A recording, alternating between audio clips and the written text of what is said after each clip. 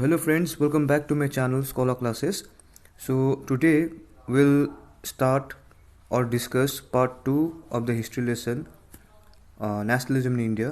So आज हम इस पर्टिकुलर सब सेक्शन में हम लोग बात करेंगे इम्पोर्टेंट सब topic that is different strands with in the movement. Okay, ये एक इम्पोर्टेंट सब टॉपिक है और इसके अंदर में 3 और सब टॉपिक है. वो है आपका the movement in the towns, rebellion in the country side and Swaraj in the plantations. Okay, जैसा कि मैंने आपको पहले ही बोला है कि I will cover each and every topic और सब topic from the book, okay, which is given by the NCERT CBSE. So you don't need to get worried. Okay, so let's get started. जैसा कि मैंने आपको पहले ही बताया कि India was facing a huge problem during the first world war. Okay, और ये वही समय था जब महात्मा गांधी 1915 पे इंडिया पे वापस आए थे. ओके, तो उन्होंने आने के बाद इंडिया पे उन्होंने लगभग 1 साल बाद इंडिया में उन्होंने 3 इंपॉर्टेंट इवेंट में उन्होंने पार्टिसिपेट किया. राइट, चंपारण सत्याग्रह, खेदा सत्याग्रह और अहमदाबाद मिल वर्कर स्ट्राइक में उन्होंने पार्टिसिपेट किया. और उन्होंने पार्टिसिपेट करने के बाद उस समय में इंडिया में बहुत सारे इवेंट्स का भी देखने को मिला. जैसे जलियांवाला बाग मैसेकर हुआ. राइट, जैसे फर्स्ट वर्ल्ड वॉर हो गया आपका, जैसे आपका रोलैट एक्ट हो गया, खिलाफत इशू हो गया. तो एक ऐसा मूवमेंट का ज़रूरत था जो पूरे इंडिया के लोगों को कवर कर सके. एक अम्ब्रेला मूवमेंट का ज़रूरत था. इसीलिए महात्मा गांधी ने we came to know that उन्होंने जो इंडियन नेशनल कांग्रेस का जो सेशन हुआ था कैलकाटा पे सितंबर में 1920 में, उन्होंने एक मूवमेंट अडॉप्ट करने का बात किया था और सहयोग आंदोलन करने का बात किया था. ओके, और फाइनली दिसंबर के मंथ में वही सेम साल में 1920 में जब आपका ये इंडियन नेशनल कांग्रेस का मीटिंग नागपुर में होता है तो एक नॉन कोऑपरेशन मूवमेंट को क्या ऑफिशियली उसे प्रमोट किया गया. ओके, तो आज के हमारे चैप्टर में जो मेन थीम है वो आपका नॉन कोऑपरेशन मूवमेंट से रिलेटेड है. Okay, so the non cooperation Khilafat movement began in January 1921. Okay, जनवरी 1921 में आपका एक मूवमेंट स्टार्ट हुआ इंडियन हिस्ट्री में. उस मूवमेंट का नाम है नॉन कोऑपरेशन खिलाफत मूवमेंट. और इस मूवमेंट में बहुत सारे लोगों ने क्या किया, पार्टिसिपेट किया. सोशल ग्रुप्स ने पार्टिसिपेट किया, समाज में जितने भी लोग रहते थे सब ने पार्टिसिपेट किया. हालांकि उनका पार्टिसिपेट करने का जो एजेंडा था वो अलग अलग था. ओके, किसी का जो लड़ाई था ब्रिटिश के खिलाफ में था, कोई प्लांटेशन वर्कर्स का जो लड़ाई था ये आपका लैंडलॉर्ड्स के अगेंस्ट में था. ओके, विलेजर्स का जो लड़ाई था आपके लोकल लैंडलॉर्ड्स के अगेंस्ट में था, तालुकदार्स के अगेंस्ट में था. तो ये आज जो हम पढ़ने वाले हैं ये आपका मेनली जो सिटीज़ में, ओके, ये सब टॉपिक में नॉन कोऑपरेशन मूवमेंट सिटीज़ में कैसे फैला और इसका क्या रिजल्ट आया वही देखेंगे.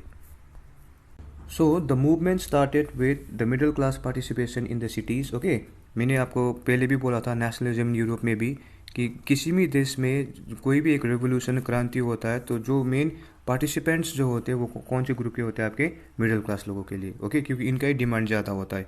तो लोगों ने कैसे नॉन कॉर्पोरेशन मूवमेंट में जो पार्टिसिपेंट्स थे, ओके, वो लोग सोसाइटी के सभी सेक्शन से आए, चाहे वो स्टूडेंट्स हो, चाहे वो हेड मास्टर्स हो, टीचर्स हो, लॉयर्स हो. सब लोगों ने ब्रिटिश ऑफिसेस, ओके, जो जैसे स्टूडेंट्स जो ब्रिटिश स्कूल्स में पढ़ रहे थे उन लोग ने नाम कटवा लिया अपने स्कूल से, रजिस्टर से. राइट, कॉलेज से नाम कटवा लिया. हेड मास्टर्स, टीचर्स जितने भी थे जो ब्रिटिश गवर्नमेंट ऑफिस में काम कर रहे थे उन सब ने रेजिग्नेशन दे दिया. लॉयर्स, वकील वगैरह जितने भी थे उन्होंने अपना लीगल प्रैक्टिस को मतलब ख़त्म कर दिया. कहने का मतलब ये है कि जितने भी इंडियंस, ओके, चाहे वो गवर्नमेंट या तो प्राइवेट ऑफिस पे काम कर रहे थे जो ब्रिटिश के अंडर में था, गवर्नमेंट के अंडर में था, उन सब से उन्होंने रेजिग्नेशन दे दिया. ओके, इतना ही नहीं, जो काउंसिल इलेक्शंस का बात हुआ था 1919 में, ओके, जो काउंसिल इलेक्शन में इंडियंस को पार्टिसिपेट करने का मौका मिला था उसको भी हमारे इंडियंस ने क्या कर दिया, बॉयकॉट कर दिया. ओके, बहिष्कार कर दिया. उन्होंने कहा कि हम लोग इलेक्शंस में पार्टिसिपेट नहीं करेंगे. ओके, इसके बाद जो फॉरेन गुड्स, ओके, स्पेशली जो ब्रिटेन से जो फॉरेन गुड्स आते थे, सामान आते थे, उसका भी बॉयकॉट किया. बॉयकॉट का मतलब यूज़ ना करना. ओके, ब्रिटिश मेड गुड्स को यूज़ ना करना.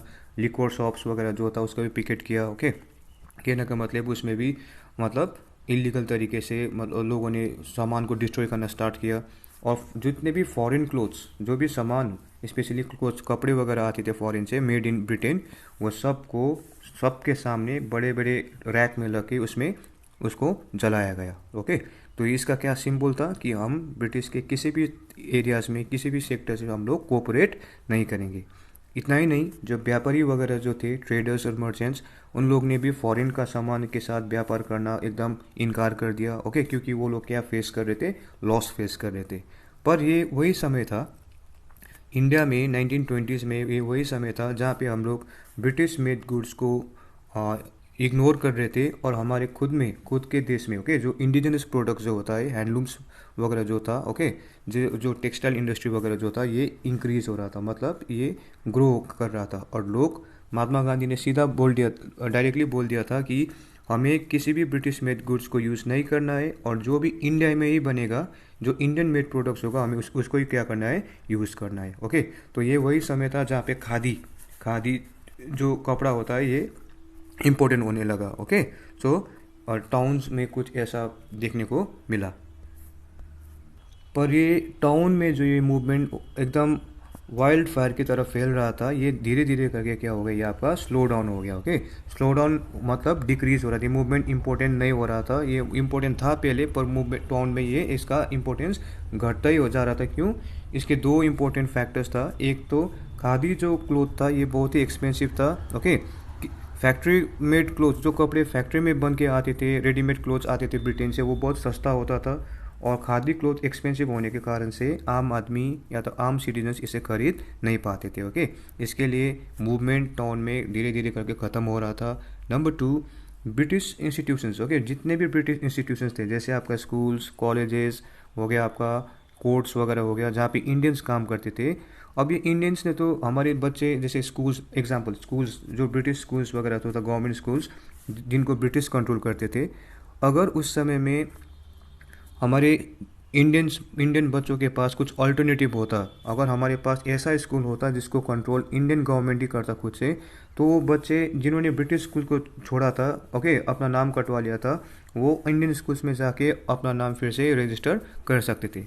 पर ऐसा नहीं था उस समय में। ब्रिटिश स्कूल्स बहुत हाई, मतलब अच्छे क्वालिटी का एजुकेशन उधर पे इम्पार्ट किया जाता था, इसलिए सब लोग अच्छे स्कूल्स में जाने के बारे में सोचते थे। तो कुछ भी कोई अल्टरनेटिव ना होने के कारण से जो बच्चे पहले ब्रिटिश स्कूल से अपना नाम कटवा चुके थे, फिर से वो लोग कहाँ पे जाना स्टार्ट किए थे, वही स्कूल पे जाना स्टार्ट किए। इसी इसी तरीके से ऑफिस में भी कुछ ऐसे देखने को मिला, जितने भी गवर्नमेंट ऑफिस थे जहाँ पे लोगों ने, इंडियंस ने अपना रेजिग्नेशन दिया था, वो फिर से वही इंस्टीट्यूट पे जाके काम करने लगे। क्यों?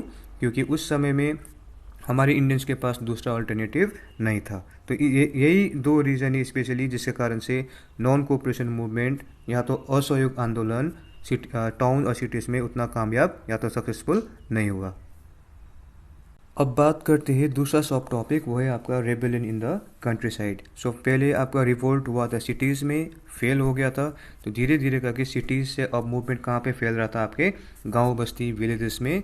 कंट्री साइड का मतलब क्या है, गांव बस्ती विलेजेस में अब ये मूवमेंट ट्रैवल हो रहा था। ओके, तो देखते इसमें क्या होता है कि अवध, ओके, अवध जो आपके यूपी में, अवध में जो मूवमेंट स्टार्ट हो रहा था, ये जो नॉन कॉर्पोरेशन मूवमेंट का बात जो हो रहा था, ये मूवमेंट स्टार्ट किया था आपका बाबा रामचंद्र। ओके, बाबा रामचंद्र ने मूवमेंट को स्टार्ट किया था, जो एक सन्यासी थे, जो खुद ही फिजी नाम का आइलैंड में खुद एक लेबर की तरह काम करके वापस इंडिया पे लौट आए थे। मूवमेंट में इनको सपोर्ट मिला, किससे सपोर्ट मिला? जो लोकल पीजेंट्स थे और लोकल जो ट्राइबल्स थे, ओके, इनको, बाबा रामचंद्र को उनको सपोर्ट मिला। ओके, अब ये कंट्री साइड में जो मूवमेंट हो रहा था, नॉन कोऑपरेशन मूवमेंट, ये किसी भी ब्रिटिश के अगेंस्ट में नहीं था। देखिए, ओके, ये मूवमेंट हो रहा था आपके तालुकदास के अगेंस्ट में और लैंडलॉर्ड्स के अगेंस्ट में। तालुकदास जो लोकल किंग्स होते हैं, जिनके पास बड़ा बड़ा ज़मीन वगैरह होता है विलेजेस में, थोड़े डोमिनेंट टाइप के लोग। तो मूवमेंट किसके खिलाफ था? तालुकदास और लैंडलॉर्ड्स के खिलाफ था।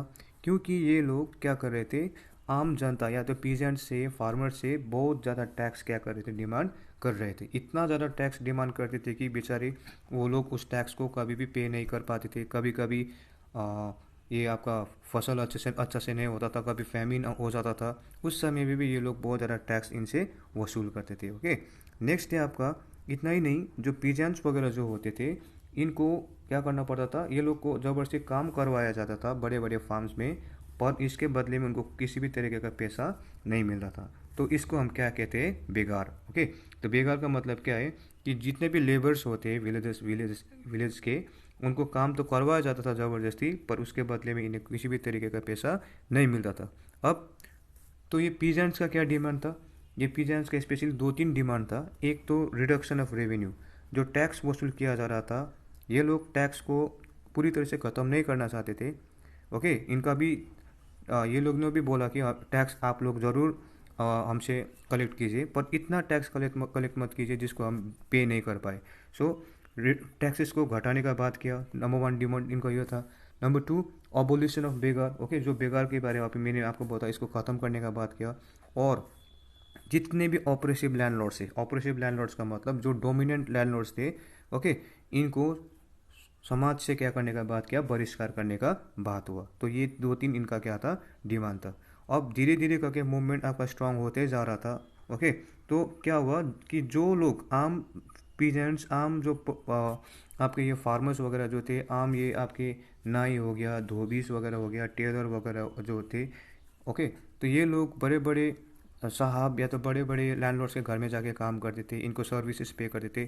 तो धीरे धीरे करके इन्होंने अपना सर्विस देना बंद कर दिया। ओके, तो सर्विस देने बंद करने के कारण से वो बड़े लोगों को, आपके लैंडलॉर्ड्स, ताल्लुकदार को प्रॉब्लम फेस करना स्टार्ट हुआ। ओके, तो इसके बाद में क्या हुआ कि जून 1920 में जवाहरलाल नेहरू, ओके, हमारे first prime minister Nehru ji ने क्या किया, विलेज, अवध के विलेज में वो गए। ओके, और उन्होंने विलेजेस से जाके उन्होंने उनका प्रॉब्लम पूछा कि ओके, इसका उन्होंने समाधान निकालने का ट्राई भी किया। ओके, तो फाइनली 1920 में एक ऑर्गेनाइजेशन, ओके, एक अवध किसान सभा नाम का एक ऑर्गेनाइजेशन एस्टेब्लिश किया गया। किसने एस्टेब्लिश किया, ये जवाहरलाल नेहरू और आपका बाबा रामचंद्र दोनों के लीडरशिप में ये एक ऑर्गेनाइजेशन एस्टेब्लिश हुआ। ओके,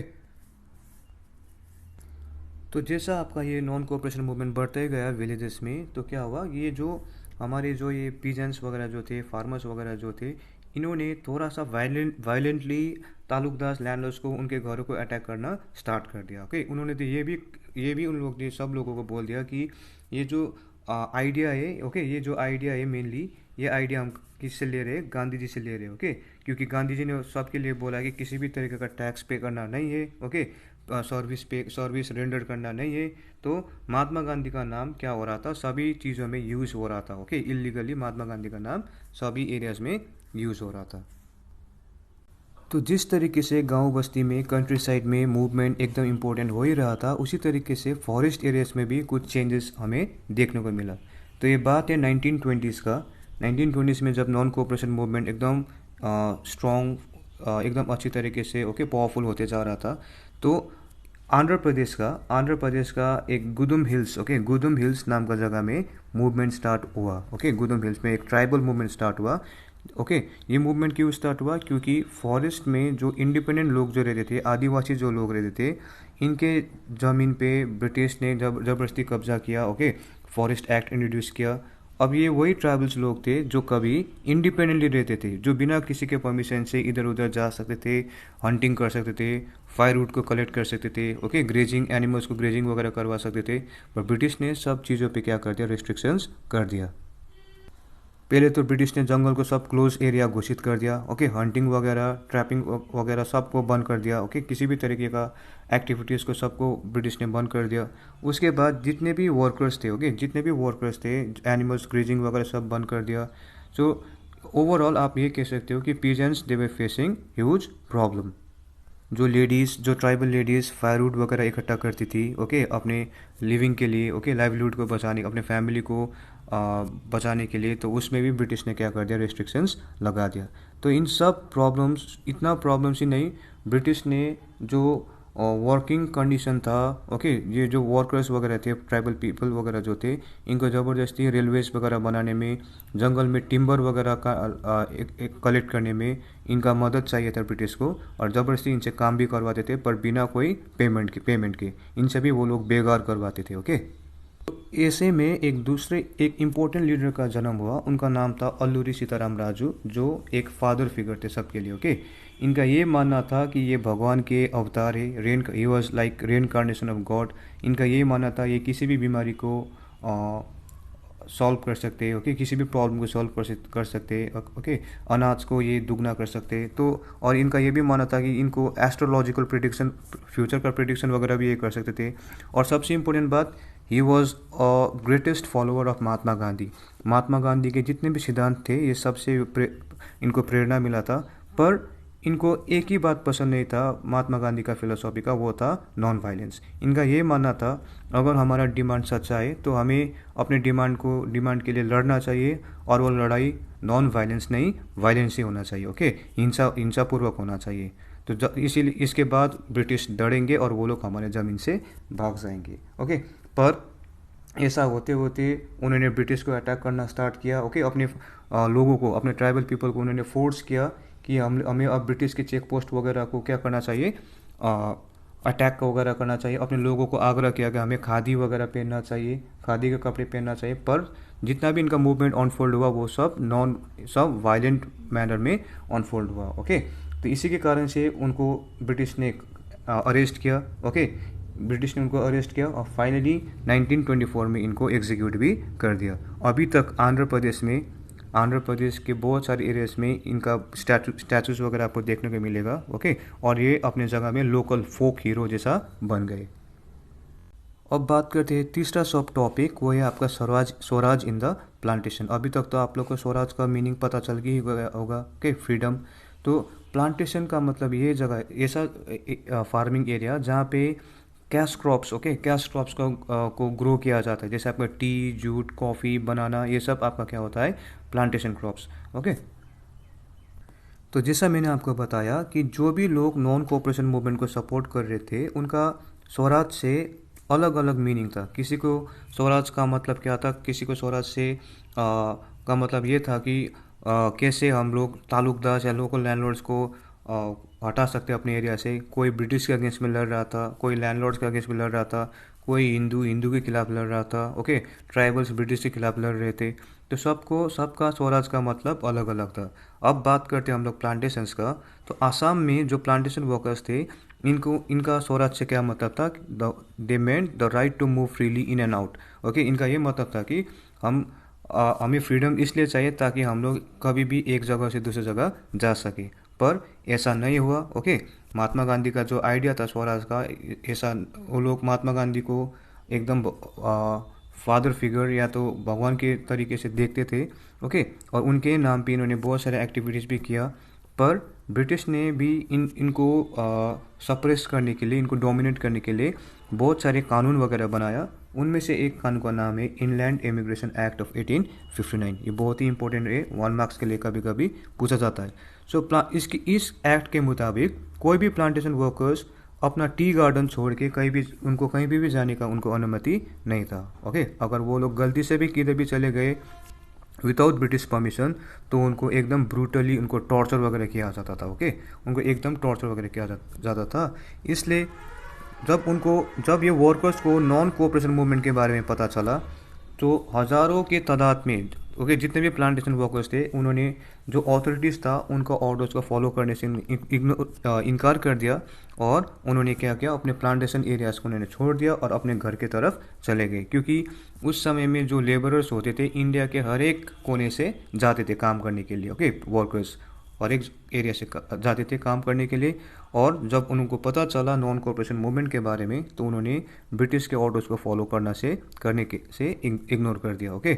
और वो लोग चुप के भागने भी लगे, वो लोग ब्रिटिश गवर्नमेंट से छिपते भागने भी लगे। पर क्या हुआ कि उन लोग के पास अच्छा साधन न होने के कारण से बहुत सारे लोगों को ब्रिटिश लोग पकड़ भी लेते थे और इनको बहुत ज़्यादा टॉर्चर भी किया जाता था। तो आप इधर से देख सकते हो कि जो सिटीज़ में हुआ, जो विलेजेस में हुआ, जो ट्राइबल एरियाज में हुआ, जो प्लांटेशन एरियाज में हुआ, इन सब लोगों का स्वराज से अलग अलग मतलब था, ओके। और ऐसा ही जैसे हमने बात किया ट्राइबल एरियाज में अलग सा मोटिव था, आपके सिटीज़ में कुछ दूसरा चीज़ हो रहा था, विलेजेस में कुछ दूसरा चीज़ हो रहा था, अब प्लांटेशन एरियाज में कुछ दूसरा चीज़ हो रहा था। ये लोग सब, इन लोग का अपना अपना डिमांड था, अपना अपना नोशंस था।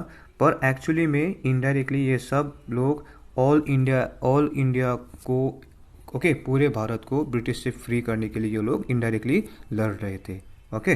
तो आज शायद मेरा ये सेकंड पार्ट यहीं पे ख़त्म होने वाला है।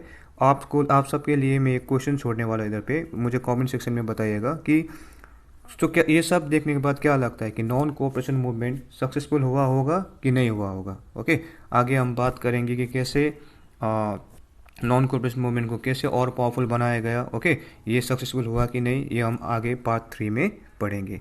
So please let me know in the comment section below how you felt regarding this video, and please do subscribe my channel.